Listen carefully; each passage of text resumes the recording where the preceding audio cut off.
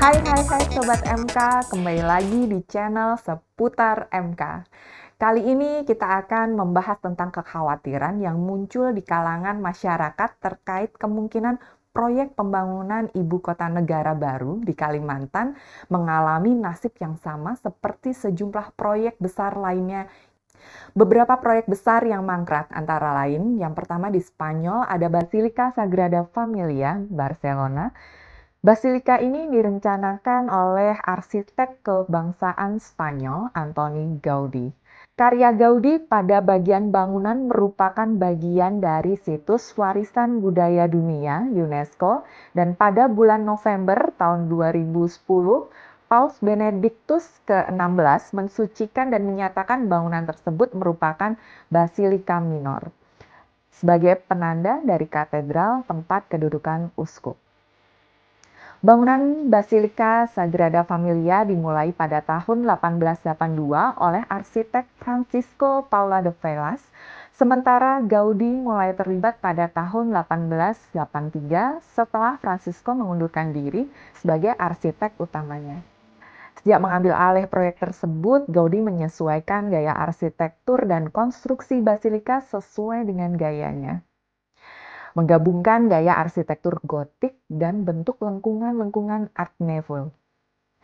Gaudí mendedikasikan tahun-tahun terakhir hidupnya untuk proyek ini.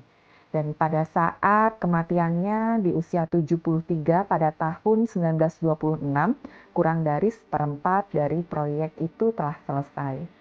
Konstruksi Basilika Sagrada Familia ini berkembang secara perlahan karena mengandalkan sumbangan pribadi dan sempat terganggu oleh adanya perang saudara di Spanyol. Saat proses pengerjaan proyek akan dilanjutkan konstruksinya melewati titik tengah pada tahun 2010 dengan menyisakan beberapa tantangan terbesarnya, termasuk tanggal penyelesaian proyek yang direncanakan pada tahun 2026, yaitu bertepatan dengan peringatan 100 tahun kematian Gaudí. Kemudian yang kedua yaitu Herrenchiemsee, Bavarian, Jerman. Herrenchiemsee adalah kawasan istana yang terletak di Herrenchiemsee, pulau terbesar di Danau Chiemsee di Bayern, Selatan, Jerman. Pulau ini sebelumnya merupakan tempat berdirinya sebuah biara Ordo Augustinian. Jadi pulau ini lalu dibeli oleh Raja Ludwig II dari Bayern pada tahun 1873. Ia mengubah bangunan yang sudah ada menjadi istana yang disebut Istana Lama atau Altes Schloss. Ia juga memerintahkan pembangunan sebuah istana baru pada tahun 1878 yang didasarkan pada rancangan Istana Versailles. Pembangunan istana ini dimulai pada tanggal 21 Mei tahun 1878. Namun proyek ini tidak pernah diselesaikan dan kini kawasan istana ini dimiliki oleh pemerintah Bayern dan menjadi tujuan wisata. Yang ketiga yaitu Prora di Pulau Rügen, Jerman. Jadi Prora adalah sebuah resort pantai yang dibangun Jerman Nazi di Pulau Rügen, Jerman. Pulau ini juga terkenal karena memiliki banyak bangunan turisme kolosal yang dibuat oleh para Nazi. Kompleks bangunan ini besar dan memiliki panjang 4,5 km. Prora dibangun pada tahun 1936 hingga 1939 sebagai sebuah proyek kekuatan melalui kegembiraan atau Kraft der Vrede atau KDF dan tidak pernah diselesaikan. Meskipun ke-8 gedung tersebut awalnya diniatkan sebagai resort liburan, akan tetapi gedung-gedung ini tidak pernah digunakan sebagaimana mestinya. Kompleks ini terdaftar dalam warisan dunia sebagai salah satu contoh arsitektur Reich ketiga. Yang keempat yaitu BDNI Center 1 Jakarta di Indonesia. BDNI Center 1 adalah gedung pencakar langit setinggi 317 meter atau sekitar 1040 feet dengan jumlah lantai 62 yang dibangun di Jakarta Pusat. Dan BDNI Center dirancang oleh PT Ermas Asri dan P Partnership Architect. Gedung ini akan menjadi kantor pusat Bank Dagang Nasional Indonesia. Bentuknya serupa dengan Bank of China Tower di Hong Kong yang juga dirancang oleh INC. Proyek ini dibatalkan karena persoalan keuangan akibat krisis keuangan Asia di tahun 1997 yang membuat BDNI bangkrut. Yang kelima, yaitu Kompleks Olahraga Hambalang di Bogor, di Indonesia.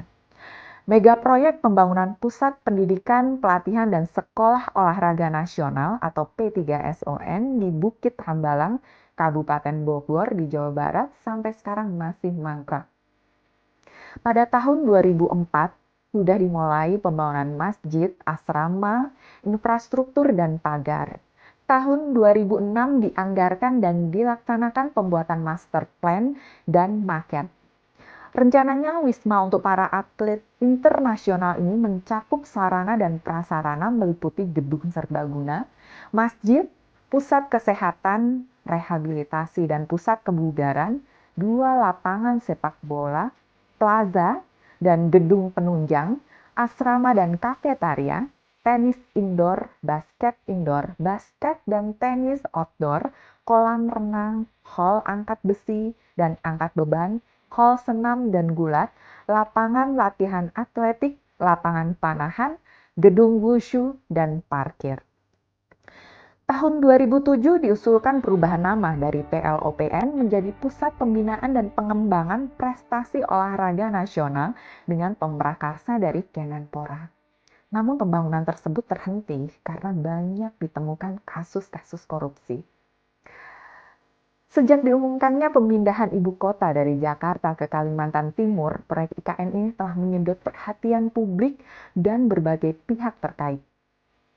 Dengan visi yang ambisius, IKN diharapkan menjadi simbol kemajuan dan modernitas Indonesia. Dengan anggaran yang sangat besar dan kompleksitas proyek yang tinggi, pembangunan IKN menghadapi tantangan yang sama, bahkan mungkin lebih besar. Para ekonom menyoroti pentingnya keberlanjutan dana dan komitmen politik yang kuat dari pemerintah pusat dan daerah. Pemerintah sendiri telah berjanji untuk mengawasi proyek ini dengan tepat dan memastikan bahwa setiap tahap pembangunan berjalan sesuai dengan rencana. Pemerintah juga mengajak partisipasi berbagai pihak, termasuk sektor swasta dan masyarakat, untuk mendukung dan mengawal proyek ini agar berjalan lancar. Sobat MK, semoga dengan pengawasan dan manajemen yang baik, proyek IKN bisa menjadi contoh sukses pembangunan nasional yang tidak hanya megah dalam konsep, tetapi juga nyata dan bermanfaat bagi seluruh Indonesia. Komen dan kasih pendapatmu ya.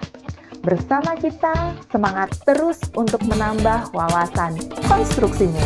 Bye-bye!